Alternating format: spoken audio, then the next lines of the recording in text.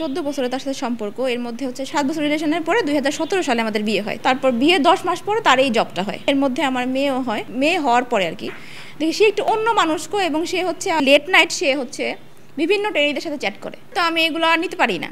আমি বলি কি ব্যাপার, দেখার পর তাদের ব্লক কেন করতেছ না? তো সে এগুলো এনজয় করে। পিটিআই ইনস্ট্রাক্টর রবিউল আওয়ালের বিরুদ্ধে দ্বিতীয় বিয়ের অনুমতি না দেওয়ায় স্ত্রীকে শারীরিক ও মানসিক নির্যাতন পাপিয়া আক্তারের। 19-20 ব্যাচের মনে হয় এই তাসলিমা আক্তার লিমার সাথে তার পরিচয় হয়। তার সাথে মনে হয় তার ভালোই মানে সম্পর্ক, সে জড়ায় পড়ে এই এক্সট্রা ম্যারিটাল অ্যাফেয়ারে। তো জড়ায় পড়ার পর থেকেই তার দেখতেছি মানে আমার প্রতি অতটা আর আন্তরিক নাই। সে অনেক কিছুই লুকায় এবং হচ্ছে ঠিকভাবে মিশতে চায় না, সব কিছু শেয়ার করতে চায় না কথাবার্তা। তো আমি তাকে বলি, আচ্ছা কি এমন করে ফেলছো যে তুমি ফিরতেই পারতেছো না ওইখান থেকে? কি হয়েছে কি বলো, আমার বলো। পরে একদিন সে আমাকে বলে, শুনো, আমি যে একটা ভুল করে ফেলছি, আমি যে বিয়ে করে ফেলছি আরও 2 বছর আগে, তুমি এখন মেনে নাও। আমি বলি না, আমি মেনে নিব না, আমি কখনো এটা মেনে নিব না। তোমার সাথে আমার সাথে গ্যাপ হয়েছে, ঠিক আছে, তুমি আমাকে ডিভোর্স দিবা, আমাদের ছাড়াছাড়ি হবে, তারপর তুমি আরেকটা সম্পর্কে মুভ অন করবা। তুমি তো আমাকে নিয়ে মুভ অন করতে পারো না, যেটা আমি মেনে নিব না। সে কি করে, এগ্রেসিভ হয়ে যায় এবং সে হচ্ছে আমার উপরে শারীরিক ও মানসিক নির্যাতন করে বাসা থেকে চলে যায়। বিকাশে কম খরচে ক্যাশ আউটের লিমিট বেড়ে 50,000, প্রিয় এজেন্টও 2টা। দ্বিতীয় বিয়ে ছাড়া রাখা হবে না পাপিয়াকে, এমনটি জানায় এক কন্যা সন্তানের জনক রবিউল আওয়াল। অভিযোগ পাপিয়ার সই চাচ্ছে হচ্ছে দ্বিতীয় বিয়ের জন্য। সে দ্বিতীয় বিয়ে অলরেডি হয়তো করে ফেলছে, ব্যাকডেটেড দিয়ে একটা অঙ্গীকারনামা বানাইছে, সেটা নিয়ে বারবার সে বলতেছে সই দাও, বিভাগে গিয়ে মামলায় পড়বো, তুমি জানাজানি করছো ঊর্ধ্বতনদের কাছে, অধিদপ্তরে জানাজানি করছো, আমার চাকরি থাকবে না, তুমি সই দাও, সই দিয়ে দাও। আমি বলি না, সই আমি দিব না, ঠিক আছে, তুমি যা করছো, আমি সই দিব না। আর তুমি ফিরে আসার চেষ্টা করো, আমাদের বাচ্চা আছে, আমার সংসার আছে, এভাবে তো একটা সম্পর্ক চলতে পারে না, এটা তো অসামাজিক একটা পরিবেশের কথাবার্তা, এভাবে তো চলতে পারে না একটা সংসার।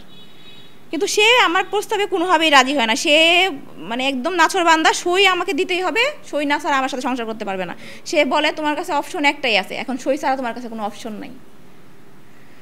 যখন একটা নারী একটা পুরুষ এই কথা বলে, তোমার সই ছাড়া কোনো অপশন নাই, দ্বিতীয় বিয়ের অনুমতি ছাড়া তোমার কাছে অপশন নাই, তখন একটা নারীর, একটা ফ্যামিলির কি অবস্থা হইতে পারে? এ ব্যাপারে পিটিআই ইনস্ট্রাক্টর রবিউল আওয়াল জানায়, পাপিয়া আক্তার এখন তার স্ত্রী নয়, সে অবাধ্য হওয়ার কারণে গত মাসে তাকে তালাক দেওয়া হয়েছে। তার সাথে আমার এই বনিবনাটা হচ্ছে না 2020 সাল থেকে। 2020 সাল থেকেই পারিবারিক একটা অশান্তি। মূল কথা হচ্ছে আমার বাবা মার সাথে তার মানে তিক্ততা আর কি, ঠিক আছে। তো আমার বাবা মা আমার সাথে 1 বছর ছিল, পরে বাবা মার সাথে ঝগড়াঝাড়ি চিল্লাচিল্লি, পরে আব্বা আমার রাগ করে কাঁদতে চলে যায়। তো সে আমার বাবা মাকে টোটালি দেখতে পায় না। এখন আর দ্বিতীয় বিয়ের প্রয়োজন নেই। পাপিয়া একজন সন্দেহপ্রবল নারী। তিনি অফিসে এসে আমার সঙ্গে খারাপ আচরণ করেছেন।